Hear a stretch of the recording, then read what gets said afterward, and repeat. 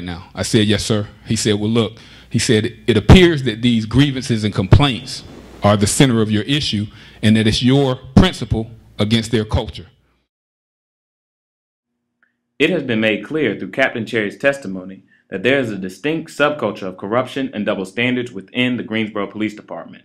This subculture is not only affecting good police officers from being able to do their jobs, but it is also negatively impacting their relationships with the citizens of Greensboro, creating mistrust and fear. Pulls in front of my car, tells me to get out the car. I don't know what's going on, so I just open my door. In the midst of getting out, I drop my cell phone, all black cell phone. So I guess I look like a threat, because at that particular point, I was told to turn, put my head against the car, and officer came against me, put me against the car, pulled a gun to my back of my head, and you know, at this point, I don't know what's going on, but you know, so the other, like it was a K9 unit, so the dog was in the back of the Suburban. I don't know where this truck came out of nowhere, so I didn't know what to do.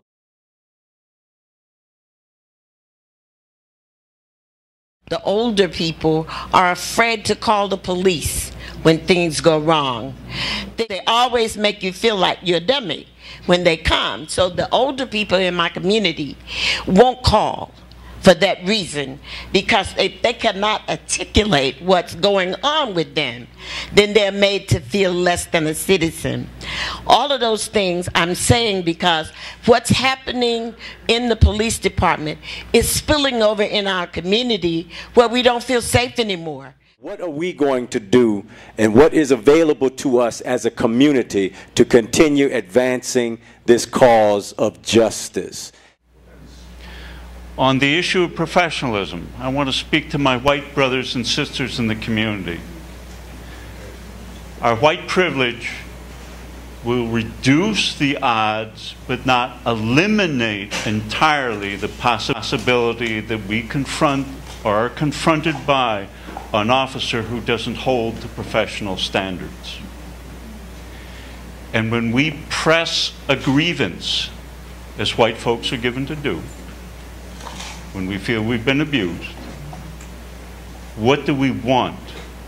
We want justice, and if it's internal review, the fox guarding the hen house, we're not going to get that justice, nor will others in the community get that justice.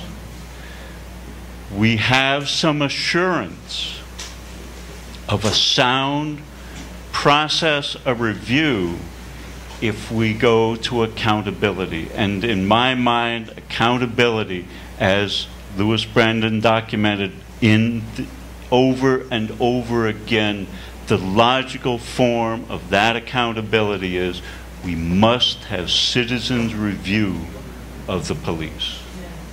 If we have pages, I believe it was, we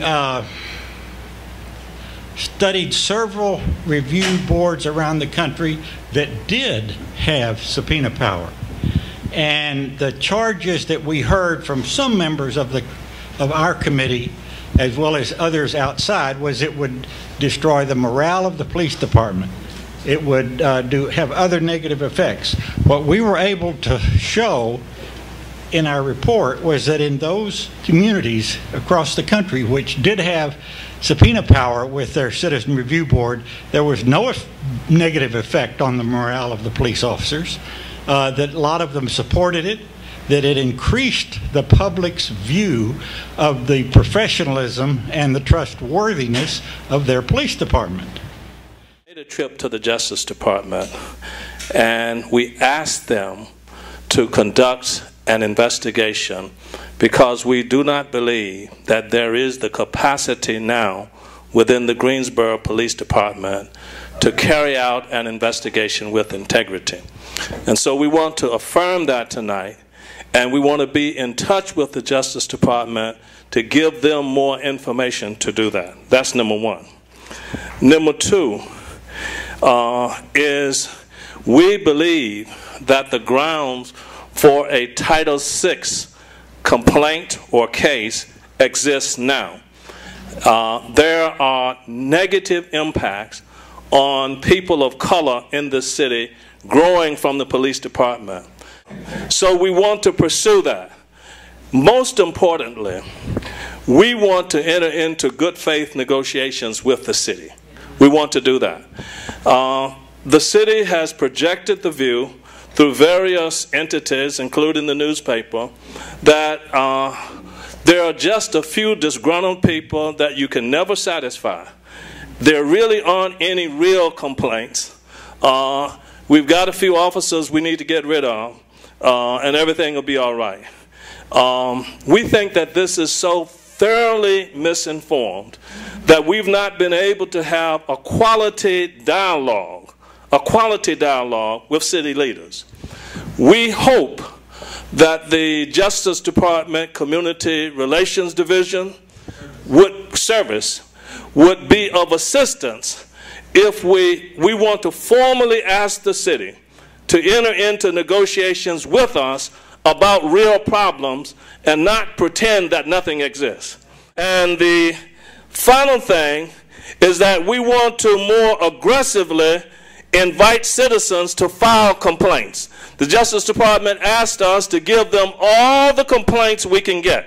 And we want to do it this way. There exists in the Human Relations Department a complaint mechanism. Its representative is here tonight, Sister Yamil Walker. And I want to say all complaints go to Yamil, but I don't want to stop there.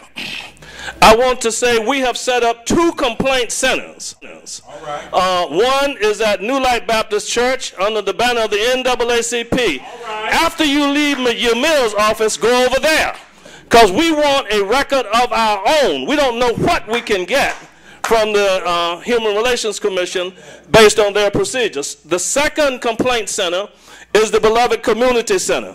Right. So get the word out that we want to get your complaint.